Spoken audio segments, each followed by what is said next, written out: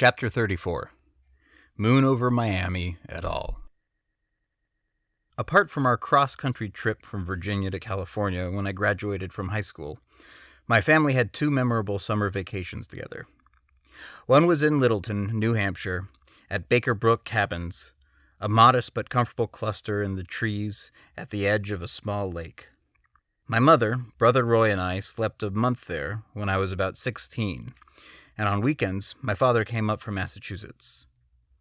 I canoed on the lake and went to Friday night dances at the Garage Hall with Pat Gearwar, whose mother owned a nearby motel. I drove their rickety pickup truck all over the countryside so I could put posters up, and sometimes I helped Pat dump the covered sunken garbage pails in front of each motel unit. My father and mother wondered why I was spending my time that way, since they were paying good money for our vacation at Baker Brook Cabins. But Pat was pretty and appealing, and she was the only eligible girl for miles. There was one visitor who stayed in a cabin near us for maybe a week with her mother and younger brother, who was about Roy's age. To save myself further renewed and painful embarrassment, I've tried to forget her name, but oh my God, I think it was Rochelle. She was older, softig and desirable, as practically every female seemed to be, and we used to lie next to each other on beach towels, sunbathing by the lake. One day, ever observant, I noticed a small tuft of pubic hair peeking from under the edge of her swimsuit, at the full, fleshy upper thigh. This is it, I thought. If I say the right thing, this could really be it. The fact that I considered saying anything at all is an indication of how green I was with women. What I said, and it seemed so perfect, so sexy at the time, was, "So your pubic hair is a different color, huh?" So much for suave. My brother learned to swim in the community pool when the lifeguard, Sven or Olaf or something like that, blonde and tanned, suddenly pushed him into the deep end when he was loafing serenely on the edge. Roy was about 8 then. He came up splashing and struggling, swallowing water and furious. To this day, he's convinced I was the one who pushed him, but in his anger, he swam to safety. A couple of years ago, Roy and I drove to Littleton from his home in Kittery Point, Maine, to reconnoiter. Somewhat to our surprise, the cabin still existed. A little the worse for wear. Of course, they must have been renovated many times in the 30 years that had elapsed. It was nostalgic, but neither of us wanted to admit that it was a little anticlimactic. Sadly, we couldn't identify the specific cabin we'd stayed in. We'd spent a restless night in the one we hoped it was, which happened to be vacant. It rained a lot, and the roof leaked. The other major vacation took us to Miami Beach for 2 weeks during the summer. I was about 17. I think what brought us there was the fact that our Rogosin cousins had taken a place for a month or so, and everything was cheaper in the summer off-season. When we arrived, we parked and walked along Collins Avenue, parallel to the beach and the Grand Hotels. We had not made reservations, so we kept our eyes peeled for suitable lodgings. Roy and I knew we couldn't afford any of the fancy hotels, so we ran ahead of the folks, dodging into one modest apartment hotel after another, checking accommodations and prices. They were lined up across the street from the beaches, but any possible view was blocked by the high-rise beachfront structures. Eventually, we found a place that seemed just right, and ran back to tell the folks. We were very pleased that when they saw it, they agreed. We had 2 bedrooms, a bath, a living room, and kitchen. Neat, clean, affordable. There was one sort of bellhop for the whole building. It wasn't very large, and he helped with luggage. Left the local paper at our door, and on Sunday mornings brought us bagels, lox, and cream cheese.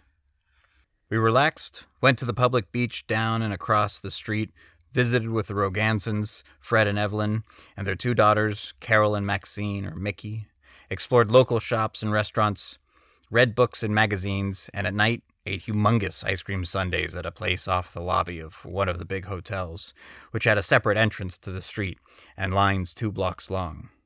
It was called Ye Noshery. I met a Cuban family on the beach. a boy my age and two pretty younger sisters, and we began to hang out together. They spoke little English, and I spoke little Spanish, so we got along famously, trying not to misunderstand each other, while their father kept a suspicious eye on me and his daughters. One day, there was a hurricane warning, and everything was closed and boarded up, including our hotel. Just before the full force of the storm hit, we got into our car and, somewhat foolishly, drove to the Rogansons' place to share the experience with them. I remember the heavy traffic lights strung over the streets swaying precariously in the wind, and I remember marveling at my father's unaccustomed spirit of adventure. I taught my cousin sea shanties during the hurricane, and we barely noticed it. My father and I wrestled on the beach one afternoon. It started out as play, but gradually grew in intensity as each struggled to establish his manhood, and my mother watched with increasing anxiety. My father was unexpectedly strong and stubborn. As we struggled, I remembered Norman Schwartz, a bigger kid I knew at boarding school, who used to try and kill me when we wrestled. I didn't think my father wanted to kill me, but for a moment or two it certainly felt like it. Finally, we called it a draw. We were driving on Collins Ave, in heavy stop-and-go traffic, when a car pulled abreast of us, going in the opposite direction, and slowed. The driver glanced over, reacted, and called out my father's name. "Irving!" The two cars pulled over when they could, and parked, and then the other man walked towards my father, reaching his arms out. They had apparently gone to high school together, and the man recognized Dad in that moment after all the years. We were touched witnessing the reunion, but I don't think my father really knew who the guy was. As our children were growing up, we were fortunate enough to be able to vacation with them quite often. We took them to San Diego, Tecate, Mexico, Hawaii, San Francisco, Cambria and Hearst Castle, San Luis Obispo, Marin County. Some of our vacations were special, like the time we went by train from LA to Boston. We changed trains in Chicago and did a quick city tour by cab. For my cousin Harriet's wedding and saw much of the country. I filmed a lot of that trip with my Super 8 camera, and whenever the kids are forced to watch those home movies again, they refer to the bulk of them as the green blur. Just outside of San Luis Obispo, off Highway 101, is the fabulous Madonna Inn. Madonna was the visionary highway contractor who built it. It now sprawls over several plateaus of real estate overlooking the freeway. Every room is uniquely designed. Rooms with decor from different periods, a heart-shaped pink honeymoon suite, a duplex pink and shovel suite with a gold rush motif that used to have a small merry-go-round in an upstairs bedroom, and a couple of rock wall cave suites. Perhaps the most significant feature of the whole place is the public men's room off the lobby. At the door, there's usually a line of women waiting for a peek when their partners have finished doing their business. Inside is a floor-to-ceiling stone wall, against which customers are encouraged to pee in order to activate a waterfall. I can only imagine how many men have been called upon over the years to demonstrate, and I wonder what the reaction will be if the Madonna Inn's men's room is the first place that the Martians decide to land. Minda and Harriet are my double cousins, Sarah and Mickey's kids. Minda's been married to Shoko for some time, and Harriet's married to Roger Levitt. I hear their wedding was very nice, and the home movies Deborah took with her Super 8 are excellent. After 3,000 miles on the train, I never made it to the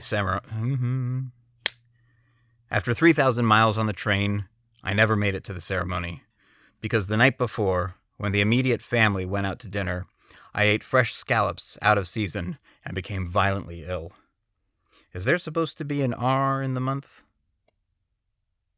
Earlier, there had been another horrible experience at that dinner, a fierce argument between my mother and my cousin, her niece, Minda, the cause of which I've long ago forgotten.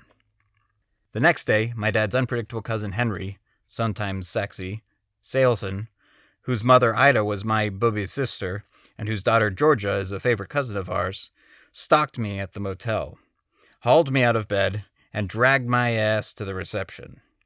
What I remember most about the event was all the people I didn't know devouring huge amounts of food I couldn't eat. Harriet and Roger are very frum, very pious, and spent some time in Israel. After they returned, they visited us in Woodland Hills. Roger, wearing a yarmulke with a tzitzis from his tallis showing, I don't think we'd ever been alone with them.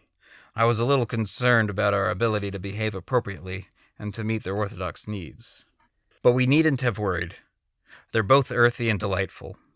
They spent the afternoon regaling us with very funny stories about their experiences in Israel, especially Roger's compulsory military service, and we were aching with laughter before they were done with us. Since we didn't have separate meat and dairy dishes, we made do by using paper plates. Much time has passed since those festive days when we and our children were growing up. Our adult daughters are able to travel with their own kids now, and they're creating their own vacation memories. I hope they will cherish them with as much sentiment as joy as we do ours.